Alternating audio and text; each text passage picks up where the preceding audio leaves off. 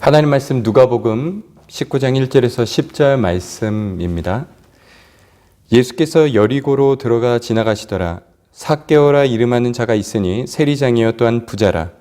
그가 예수께서 어떠한 사람인가 하여 보고자 하되 키가 작고 사람이 많아 할 수 없어 앞으로 달려가서 보기 위하여 돌 무화과 나무에 올라가니 이는 예수께서 그리로 지나가시게 됨이러라.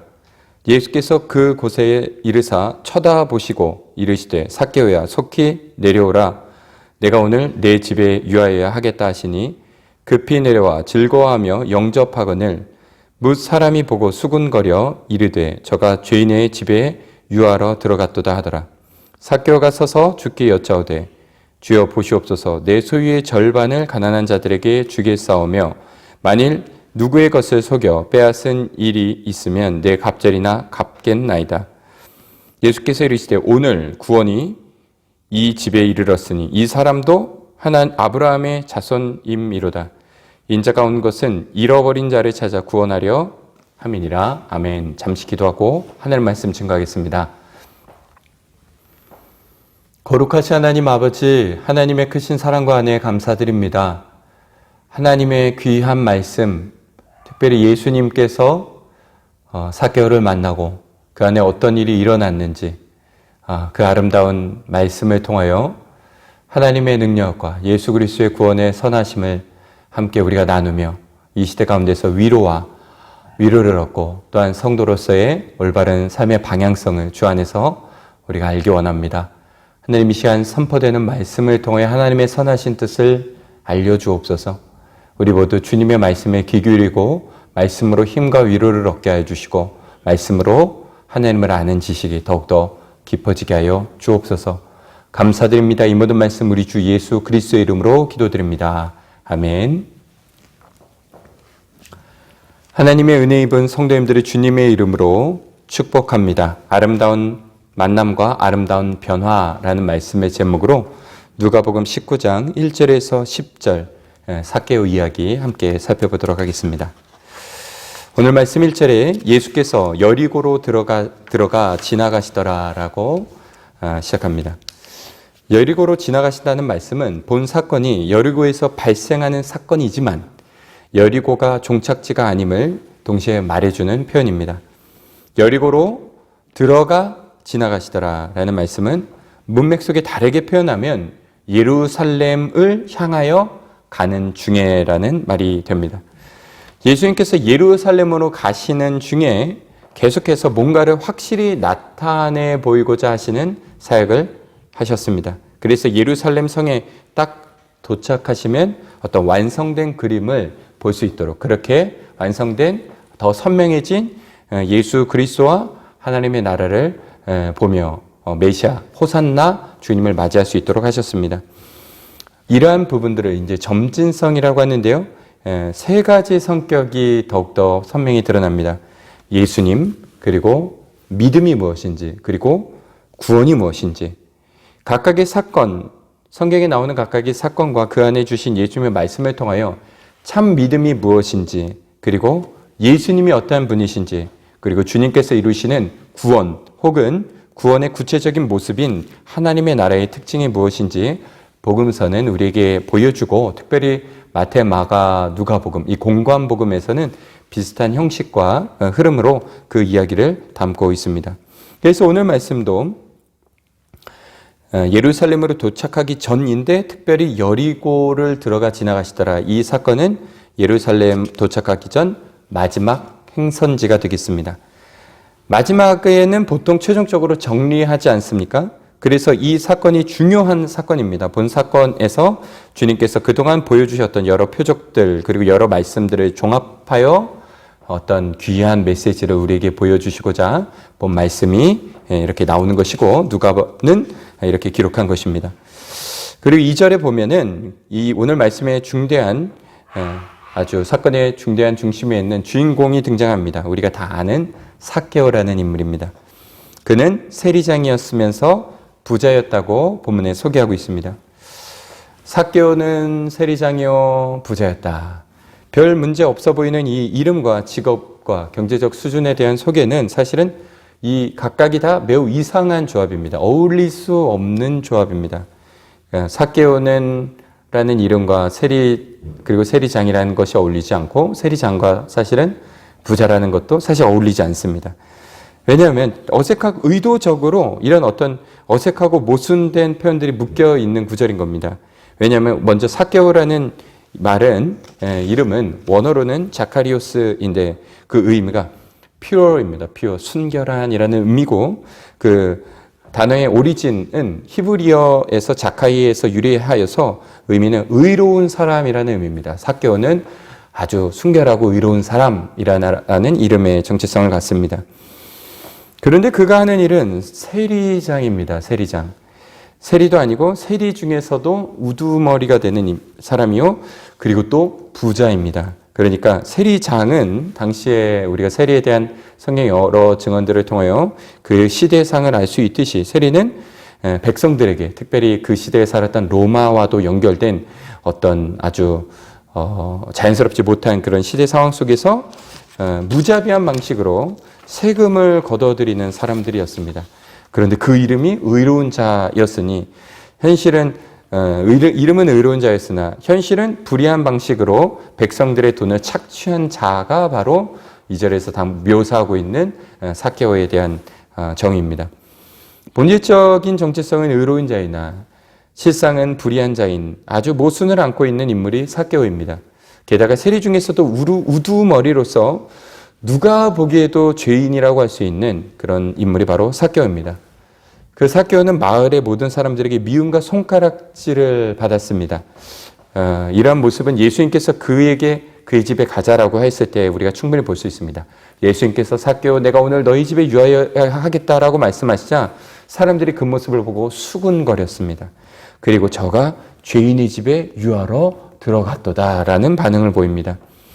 그리고 동시에 예수님을 향한 시선도 곱지 않아집니다. 그러니까 평소에도 이 삭개오라는 사람과 어울리기만 해도 어떤 사람 취급을 받았을지를 쉽게 짐작할 수 있습니다. 그런 부당한 대우를 받는 것은 자업자득이라고 볼 수도 있을 겁니다. 세리장이 가지는 의미 그리고 세리장으로서 부자가 됐다는 의미가 그런 것을 내포하는 표현일 테니까요. 하지만 삭개오라는 인물은 세리장으로서 그 마을의 공공의 적이면서도 그의 사회적인 위치로 인해서 또 다른 형태의 따돌림을 당하는 매우 외로운 위치에 있는 아주 불쌍한 사람이었습니다. 이 삭개오의 모습은 우리의 모습입니다. 죄인의 모습입니다. 거룩한 하나님 나라 백성입니다. 우리는. 하지만 세상에서 씌어진 위치로 인해서 어찌하지 못하고 죄 가운데 사는 위치가 성도입니다. 여러분들 우리 모두도 그런 위치에 있지 않습니까? 그런 상황에 있지 않습니까? 우리는 사회라는 거대한 시스템 속에서 어떠한 포지션을 각각 맡게 됩니다. 그게 다 내 마음에 들어서나 혹은 나와 어울리는 것만은 아닙니다. 그 어떤 지위나 캐릭터를 맡게 되느냐에 따라서 성향과 행동에 우리는 영향을 받습니다. 저는 이제 군대를 예로 들면 편할 것 같습니다. 군대에 있을 때 제가 군대 생활할 때만 해도 구타가 참 많았습니다. 특히 그 중대의 구타를 그리고 또한 군기를 담당했던 위치가 상병 중에서도 상병 마지막 달인 상말이 그 역할을 했습니다. 평소에 천사와 같은 선임이었는데도 상말만 되면 악마 역할을 한 달을 합니다. 병장을 되기 전에. 욕하고 때리고 전달하고 집합시키고 그리고 이제 병장이 되면서부터 이제 노터치 하는 그런 위치에 갑니다. 나도 원래 그런 사람은 아니었는데 어떻게 살아가다 보니까 환경으로 인해서 변하는 측면이 우리가 있죠.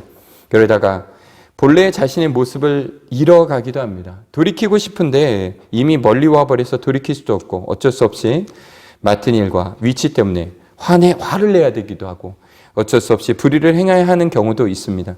내가 가진 사회적인 위치로 인하여 악역을 맡게 되는 경우 그리고 사람들에게 손가락을 손가락질을 받게 되는 경우가 있습니다. 외로운 위치에 서게 되는 때가 있죠. 그러면 매우 자괴감이 듭니다.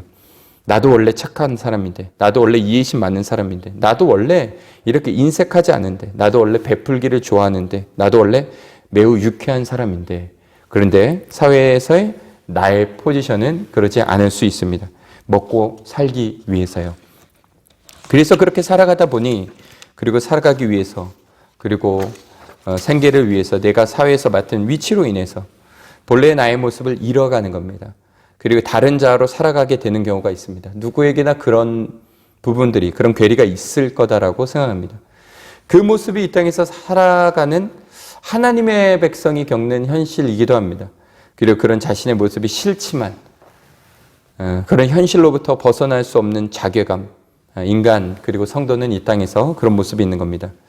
짐작컨대 본래의 의로운 사람 자라는 의미의 삭개오도 마음에도 그런 자신의 존재적 정체성과 현실적인 괴리로 인하여 자괴감이 가득했을 겁니다. 이름은 의인인데 자신이 하는 일은 매우 냉정해야 하고 인색해야 하고 때로는 관습에 따라 주변 사람들과 함께 불의한 재물을 착취하기도 해야 하고 그로 인해 사람들이 수군거리고 욕하는데 결국 자신에 대한 평가는 누구도 부인할 수 없는 불의한 자가 되어버리는 것.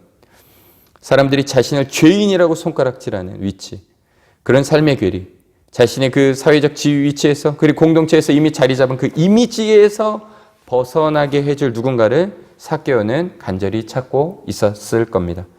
그런데 예수님에 대한 소식을 삭개오가 들었습니다. 죄인을 구원하시는 우리의 힘으로 어떻게 할 수 없는 그 문제를 해결해 주시는 자가 왔다는 이야기를 들었을 때 그의 마음에 드는 생각은 오직 하나였을 겁니다. 반드시 그분을 내가 만나봐야겠다. 내가 그분을 만나야 살겠다라는 마음뿐이었을 겁니다. 그러니까 우리 모두 알다시피 뽕나무에 올라간 것 아닙니까? 뽕나무. 키는 작고 사람들은 많고 도무지 앞으로 나아갈 수 없어서 그가 선택한 것은 뽕나무에 기어 올라가는 것이었습니다. 돌무화과 나무라고 번역을 하였는데 본래는 뽕나무라 번역이 되었었죠. 우리가 생각을 해봅시다. 다 큰 어른입니다. 게다가 세리장입니다. 관직이요. 관직 중에서도 수장입니다. 사람들에게 손가락질을 받았다 해도 높은 관직에 있던 중년의 어른입니다. 더욱이 사람들의 시선에 매우 부담을 안고 살아가던 자, 그리고 어떻게 보면 키로 인한 컴플렉스도 안고 있었을 그가 아무리 만나보고 싶은 사람이 있다고 해도 한 번 본 적도 없는, 일면식도 없는 예수님을 만나기 위해 자신의 체면이고 자존심이고 다 포기하고 뽕나무에 올라가는 일, 그 일이 그냥 단순한 호기심으로 가능하겠습니까?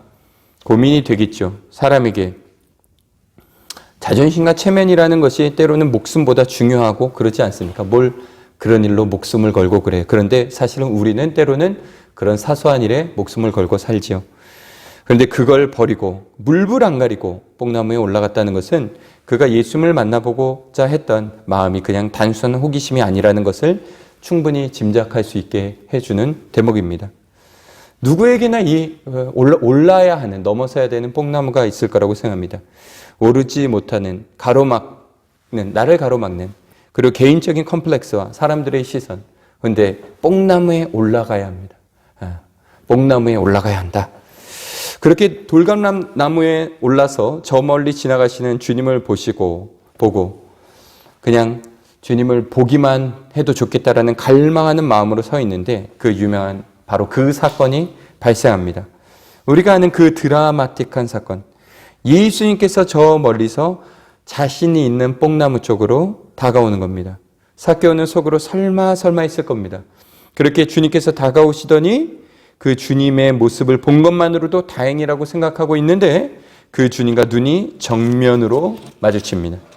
예수님께서 그곳에 이르사 쳐다보시고 삭개오의 심장은 터질 것만 같았을 겁니다. 그리고 더 놀라운 일이 발생하는데 예수님께서 자신의 이름을 불러주신 겁니다. 삭개오야, 속히 내려오라. 내가 오늘 내 집에 유하여야 하겠다라고 말씀하십니다. 이름을 불러준다는 것은 그 존재를 안다는 겁니다. 성경에서 말하는 이름, 곧 그 존재를 아는 것, 그것은 주님께서 그를 알고 부르신다는 것은 곧 구원의 선포와도 같습니다. 현대 신학자들은 예수님이 삭개오의 이름을 알았던 것은 모든 사람들이 수군거리고 있었고 그래서 그의 이름을 얼핏 들었기 때문에 알았다라는 식으로 말하는 해석을 본 적이 있습니다. 참 허무한 해석입니다. 대부분의 예수 그리스도의 신성과 성경에 나타난 기적을 부인하는 사람들은 이런 자신들이 생각하기 합리적인 억지 해석을 만들어내는데 정말 의미 없는 해석입니다. 지금 삭개오의 이름을 불러주셨다는 것은 지금 예수님이시며 구원자이시오 제2위 하나님이신 그분께서 삭개오라는 존재를 아셨다는 겁니다. 그것은 곧 구원을 의미합니다. 하나님께서 아신다는 것, 그것이 곧 구원입니다. 이름을 불러주신다는 것은 특히 성경에서는 구원을 뜻하는 의미로 자주 등장하는 이미지입니다. 가장 유명한 표현이 생명책에 그 이름을 지우지 않으신다라는 말씀을 우리가 알고 있죠. 반대로 그의 존재를 모른다는 것은, 그 이름을 모른다는 것은 구원받지 못함을 뜻합니다. 네가 누군지 도무지 알지 못한다. 물론 전지하신 하나님께서 모르시는 것이 있겠습니까? 여기서 알고 모르신다는 것은 단지 정보와 지식을 아는 것 이상의 의미입니다. 지금 여기서 예수님께서 삭개오의 이름을 불러주셨다는 것은 단순한 표현이 아닙니다. 구원으로서 부름이며 뒤에 주님께서 풀어주신 말씀을 통해서도 알 수 있듯이 본래 하나님의 백성이었으나 잃어버린 아브라함의 자손을 찾아오신 겁니다. 찾아오신 것. 바로 삭개오를 찾아오신 겁니다. 그게 이 마을을 찾아오신 이유이죠. 예루살렘으로 가기 위하여 단지 지나쳐 가지 않으시고 그 예루살렘 여리고성을 들르신 목적이 삭개오를 만나기 위해서라는 말입니다. 엄청난 겁니다. TV방송에서 예능인 유재석 씨가 출하는 신인 가수를 만나는 장면을 보았습니다. 이 장면이 소위 막 이렇게 짤로 많이 나오는데요. 출하는 가수가 유재석 씨를 만나서 묻기를 저를 아세요? 그럽니다. 그러자 유재석 씨가 알지요. 그러니까 그 출하는 신인 가수가 진짜예요. 완전 선물이에요. 라고 반응합니다. 유재석이라는 한 예능인이 이름을 알아주면 연예인으로서 좋겠죠. 왜냐하면 최고의 위치에 있는 사람이 자신을 알아주었다는 것은 자신의 입지를 보여주는 것이니까요. 그리고 유재석이라는 예능인이 자신의 존재를 알고 있다는 사실만으로도 선물과 같은 감동과 기쁨이 있다라고 고백하는데 하나님이시며 이 땅에 오신 그리스도께서 삭개오라는 인물을 아시고 그 이름을 불러주셨다는 이 사건 얼마나 대단한 사건입니까? 자, 그런데 여러분 이 이름을 불러주신 이 사건이 과연 삭개오만 특별히 삭개오만 경험하게 되었던 사건일까요? 우리의 모든 구원이 사실 이와 같습니다. 성도가 구원을 받는다는 것은 우리가 예수라는 구세주의 이름을 알고 그에게 우리가 스스로 먼저 찾아가 우리가 믿음으로써 고백을 하여 구원을 얻게 되는 것이 아닙니다. 인류의 그 누구도 먼저 주님을 알고 찾아가 그 이름을 불러서 먼저 구원을 자신이 쟁취하는 이는 없습니다. 누구는 이렇게 말하겠죠. 아닌데요. 저는 삶의 의미를 깊이 고찰해 보다가 어느 종교가 옳을지 생각해 보았고 기독교를 알았는데 더 알기 위해서 교회를 찾아가 성경을 읽고 예수님이라는 분을 알고 믿게 되었다. 다 내가 찾아봐서 알아봐서 믿은 것이지 주님께서 찾아오신 것은 아니다. 더욱이 무슨 음성으로 명구야 이렇게 직접 나의 이름을 불러주신 것을 경험한 적은 한 번도 없습니다. 라고 누군가가 말한다면 아직 순수하다고 저는 말해 드리겠습니다. 아마 그렇게 생각하시는 분이 참 구원받은 성도라면 곧 알게 될 것입니다. 자신이 얼마나 못 모르고 부끄러운 고백을 한 것인지요. 성경을 보아도 그리고 우리 안에 경험되며 변화되는 모든 것을 보아도 하나님의 주권과 섭리와 성령님의 역사하심 속에서 구원이 이루어지는데 모든 구원은 그 부르심을 통해서입니다. 하나님께서 우리를 부르심을 통해서 성령님께서 우리에 찾아오셔서 우리의 이름을 불러주시고 우리로 하여금 예수가 그리스도이심을 알게 하시고 고백하게 하셔서 구원을 얻는 것이지 지금 이 것이지 우리가 먼저 알아서 우리가 먼저 찾아가 우리가 먼저 하나님을 불러서 구원을 얻는 것이 아닙니다. 지금 이 본문에서 나타나는 이 놀라운 구원의 경험과 여정이 동일하게 우리에게도 모든 성도에게도 경험되는 것입니다. 그렇게 주님께서 삭개오의 이름을 불러주셨을 때 놀라운 사건이 일어납니다. 그의 마음에 쌓인 모든 근심과 삶과 내 삶의 존재와 그리고 근원적인 모든 괴로움이 사라지고 새 삶의 이유와 목적을 삭개오는 찾게 됩니다. 사랑과 자비를 잊고 냉정하게 무자비하게 자신의 직무에 따라서 사람들이 돈을 걷고 탐욕이 가득하여 돈만 쫓아 살아갔던 어두웠던 마음에 생명의 빛이 비춰주었습니다. 그 이름과 같이 순결한 마음이 되었고 그 행위와 같이 그 이름이 의미하는 것과 같이 의로운 자가 되었고 삭개오는 그 본 모습과 지위를 예수 그리스도께서 그의 이름을 불러주었을 때 회복하게 됩니다. 그의 존재와 그의 완전한 변화가 시작되었고 그의 삶의 의미와 목적과 방향이 바뀌어 버립니다. 그가 주님 앞에 서서 한 입술의 고백을 통하여 우리는 이러한 내면의 변화가 일어났음을 알 수 있습니다. 삭개오가 서서 주님께 여짜오되 주여 보시옵소서 내 소유의 절반을 가난한 자들에게 주겠사오며 만일 누구의 것을 속여 빼앗은 일이 있으면 내 갑절이나 갚겠나이다 라고 하였습니다. 이 말은 레위기 6장과 민수기 5장에 나오는 율법이 요구하는 불의한 방식으로 일을 취한 이가 배상해야 하는 것보다 갑절이나 갚겠다라는 말입니다. 자신의 죄를 온전히 인정할 뿐만 아니라 그 죄를 지은 죄에 대한 회개에 합당한 열매까지 맺는 참으로 진실한 고백이요 회개입니다. 이게 보통 고백이 아니지 않습니까? 본 사건이 구원과 중생을 잘 보여주는 사건임에도 불구하고 우리가 일반적으로 이런 장면을, 이런 사례를 우리 거의 못 보지 않습니까? 정말 쉽지 않은 것이죠. 그런데 과연 삭개오는 말뿐이었을까요? 누구나 이렇게 말은 할 수 있을 테니까요. 어떤 큰 사건이나 감동을 받고 우리 모두 서약을 했던 적은 혹시 있지 않으십니까? 그런 경우 정말 많습니다. 일반적인 경우에만이 아니라 신앙의 영역에서도 이런 일들이 많이 발생합니다. 감동을 받았을 때 혹은 위급한 때에 하나님 앞에 서약한 것, 시간이 지나 유야무야 지키지 않고 넘어가는 경우 많지 않습니까? 혹 삭개오도 이 고백만 나오고 훗날 어찌하였다라는 기사가 나오지 않으니까 이는 알 수 없는 것이다라고 할 수 있지 않을까요? 그런데 지금 이 말은 참 고백이요 삭개오는 이를 실천하였을 겁니다. 왜냐하면 이 말의 참됨을 예수님께서 보장하고 계시기 때문입니다. 예수님께서 그 말이 참되다 보장해 주십니다.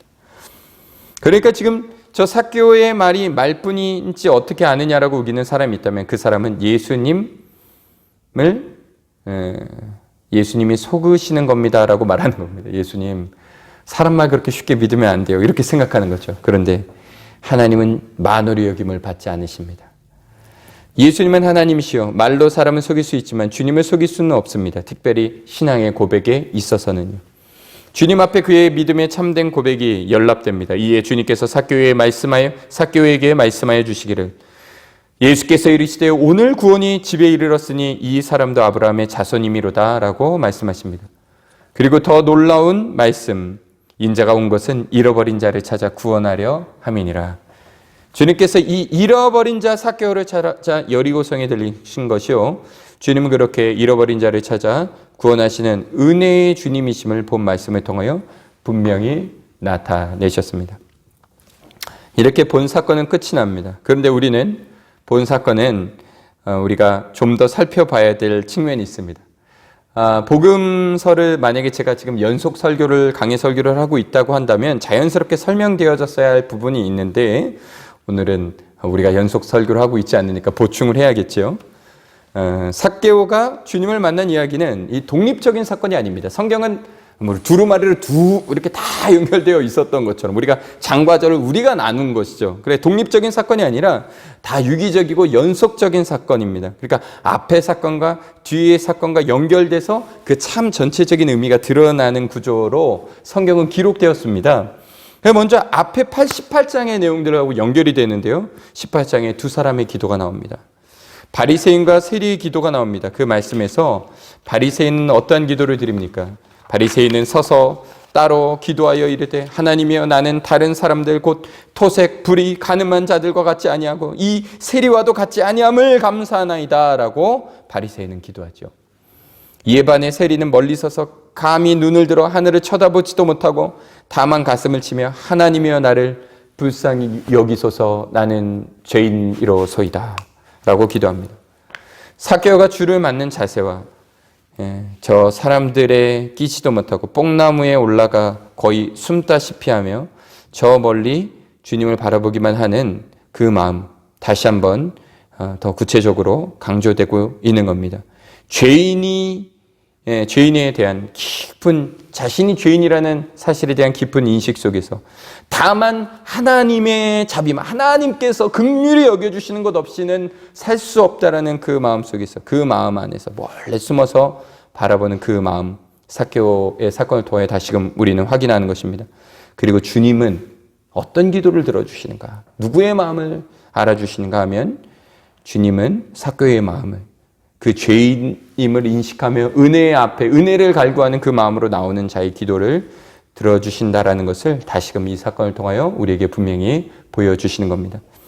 그리고 그 두 기도에 이어서 말씀이 나옵니다. 주님께서 주신 교훈이 18장 15절 이하에 나오는데 거기에 그 유명한 어린아이가 내게 오는 것을 금하지 말라. 하나님의 나라는 이런 자의 것이니라. 하나님의 나라를 이 어린아이와 같이 받들지 않고는 결단코 거기에 들어가지 못하리라 라는 주님의 말씀을 우리는 봅니다.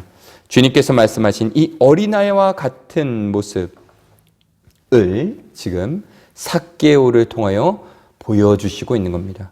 어떤 어린아이 같은 믿음이 뭐예요? 이 삭개오의 모습 속에서 그 모습을 구현해 주신 거죠. 삭개오는 참 키도 작지요. 어린아이처럼요. 그리고 주님을 보고자 하는 그 간절한 마음, 어린아이처럼 뽕나무에 올라갑니다. 보통 어른은 그렇게 하지 않지요. 이 삭개오의 이야기를 보통 우리가 동화 같다는 말을 많이 합니다. 왜냐하면 이런 유아틱한 코드가 있기 때문입니다. 그런데 이게 의도된 것이죠. 어린아이 같이 하나님의 나라를 받드는 그 간절한 마음, 오직 주님만을 보고자 간절히 바라는 마음으로 그 믿음으로, 그리고 정말 철부지같이 주님을 보고자 하는 그 마음으로 주님께 나아가는 모습을, 어린아이 같은 모습을 삭개오를 통하여 우리가 다시금 확인하는 것입니다.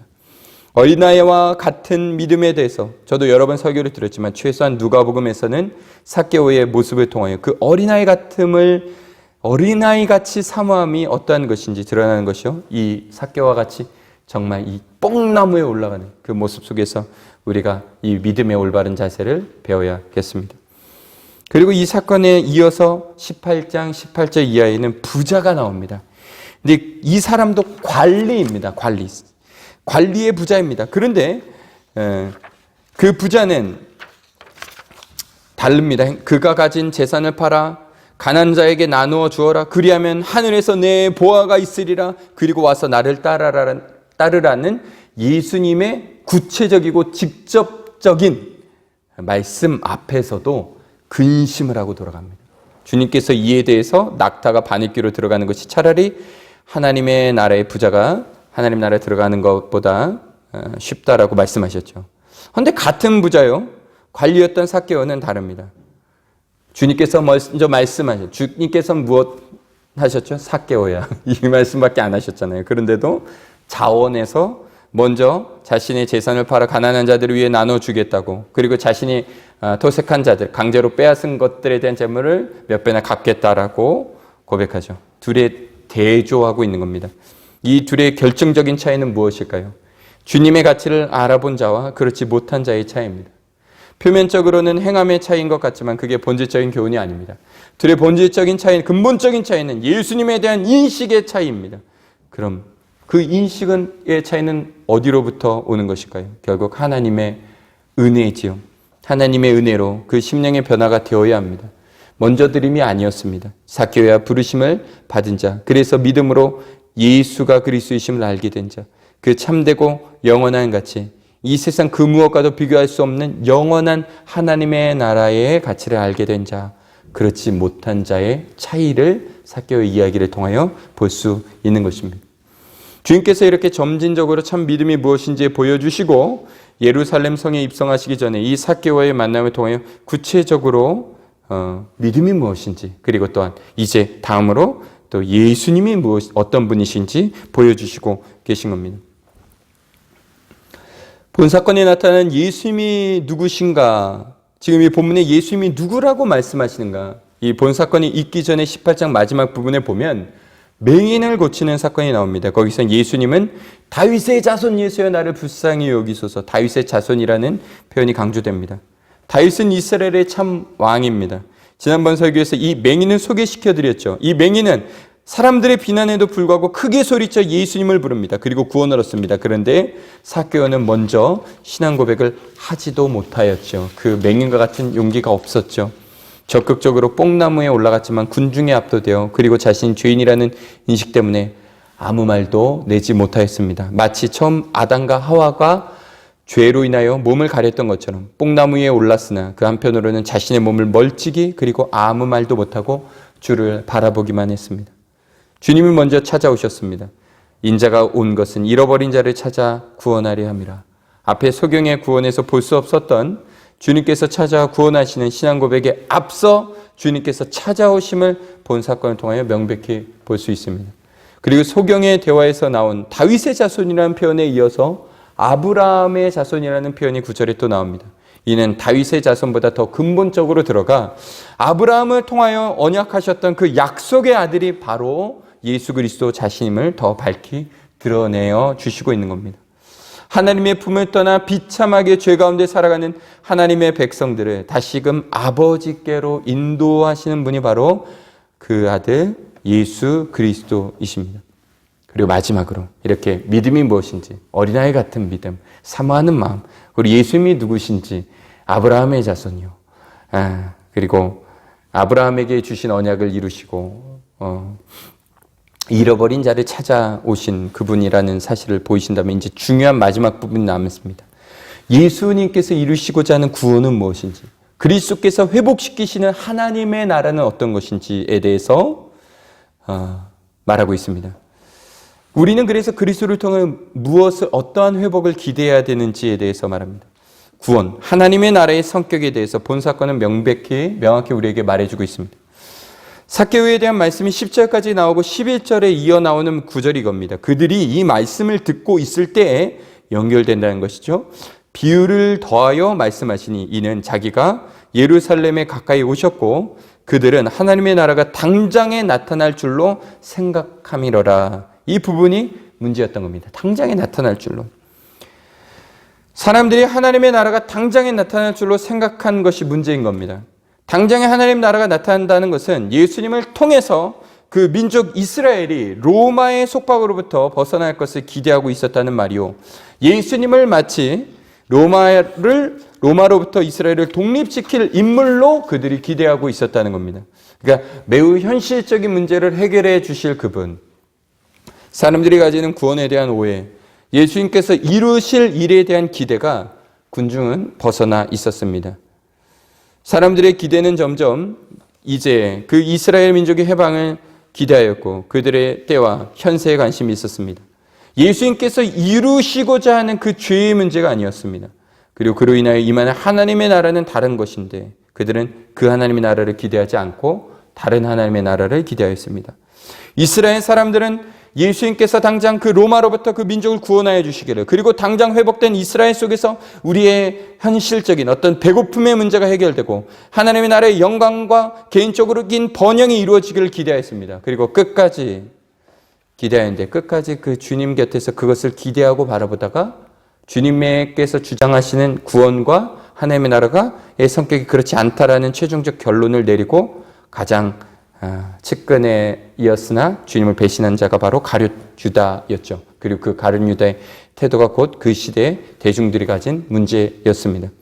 그런데 그게 아니라 지금 이 삭개오를 통하여 보여주는 것은 구원과 하나님의 나라의 특징은 무엇입니까? 나중이나 언제가 아니라 주님을 만난 그 순간부터 세상이 바뀌는 것이 아니라 그 사람의 내면이 바뀌는 겁니다. 세상이 변하는 것이 아니라 내가 변하여 새 사람이 되는 것이 구원입니다. 삭개오의 사건이 정확히 이를 보여줍니다. 주님이 오시는 그때요, 그때에 관해서는 우리가 알 바가 아닙니다. 재림에 대해서는 우리가 알 바가 아닙니다. 주님을 만난 그 순간 이미 하나님의 나라는 우리의 심령에서 시작됩니다. 주님을 만난 그 순간 정말 간절히 바라던 주님의 통치가 내 안에 임하여 내 안에 죄성이 거두어지고 나의 심령이 변하는 것, 그것이야말로 기적이요, 주님을 만나면 일어나는 일이요, 그게 이 땅에 임하는 하나님의 나라이며 그것이 구원입니다. 지금 이 삭개오에 나타난 기적을 우리는 기대해야 됩니다. 무엇이 기적입니까? 그는 어떻게 변화했습니까? 복음서에 나오는 가장 구체적인 중생함을 입은 자의 모습을 우리가 삭개오를 통하여 볼 수 있습니다. 그래서 대개는 이 본문을 회개와 연결하여 설교하기도 하고요. 무엇입니까? 새 사람 된다는 겁니다. 이것을 교회 안에도 겁내시는 분들이 있습니다. 혹시 성령의 충만, 어떤 뜨거운 집회에 참석하면 성령의 충만함을 받아서 내가 확 바뀌어서 내가 그냥 내 삶을 다 집어치고 그냥 신앙에 올인하는 사람이 될까 봐 겁내는 사람들이 있습니다. 다 서운하고 선교를 떠나게 될까 봐.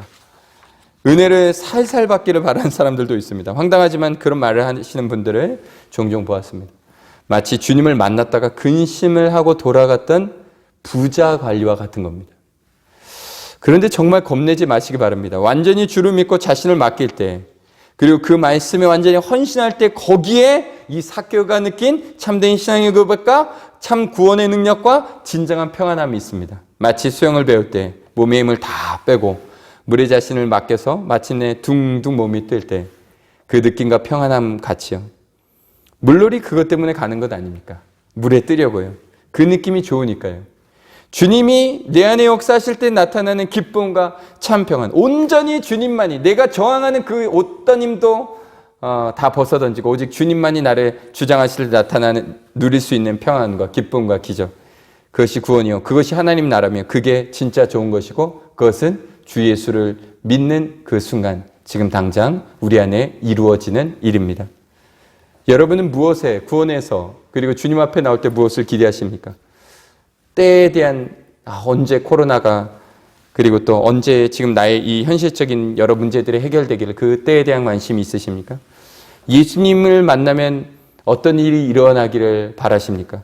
나의 관점은 어디에 가 있습니까? 나의 관심은 뭔가 당장 현실이 바뀌었으면 하는 것 아닙니까? 그런데 우리가 주님을 만날 때 기대해야 하는 것은 언제나 언젠가가 아니라 지금입니다. 지금 당장 주님께서 내 안에 이루어 주시는 일, 그리고 이루고자 하시는 일, 하나님의 나라가 그때 임할 그 하나님의 나라가 아니라 하나님의 나라가 지금 나의 심령에 임하여 거룩하여지고 그 성품이 변하여 주님의 형상을 회복하게 하는 것, 그게 구원이요, 그게 현재의 하나님의 나라이며 그게 주님께서 주님의 백성에게 전하고자, 다시금 오해하지 않도록 전하고자 하신 이 삭개오 사건을 통하여 보이고자 하신 일이요, 지금 우리가 기대해야 되는 하나님의 나라입니다.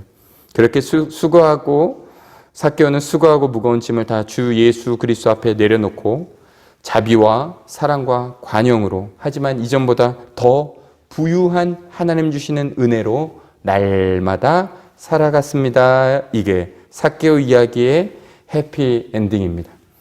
주님께서 여러분의 이름을 불러주시기를 소망합니다. 그리고 주님과의 만남 속에 이루어지는 그 놀라운 내적 변화와 참 삶의 기쁨과 평안이 여러분의 삶 속에 날마다 주님 안에 풍성히 임하기를 축복합니다. 날마다 새롭게 되고 기쁨이 가득한, 그리고 날마다 하나님의 나라와 그 뜻이 우리의 삶 속에 이루어지는 복된 성도와 교회가 되기를 주님의 이름으로 축복합니다. 기도하겠습니다. 거룩하신 하나님 아버지, 성경에 나오는 가장 아름다운 중생 이야기, 예수님을 만나면 어떤 일이 일어나는지, 그 아름다운 삭개오의 이야기를 통하여 마음의 기쁨을 얻고 주 예수 그리스도의 주되심을 통하여 다시금 평안을 얻습니다. 하나님, 주님 만나기 원합니다. 주님께서 우리의 이름을 불러주실 때 모든 놀라운 일이 일어남을 믿고 우리는 또한 주님의 얼굴을 바라며 주님 앞에 나아갑니다. 주님, 이 시간 주님 앞에 머리 숙인 모든 성도들 가운데 주여 함께하여 주시고, 오늘 지금 당장 주 예수 안에 누리는 주님의 통치 안에서 이루어지는 하나님의 나라가 우리의 심령 속에, 그리고 우리 교회 안에, 그리고 우리를 통해 이 땅에 이루어지게 하여 주시옵소서. 주님 홀로 영광받아 주시옵소서. 감사드립니다. 이 모든 말씀 우리 주 예수 그리스도의 이름으로 기도드립니다. 축도하겠습니다.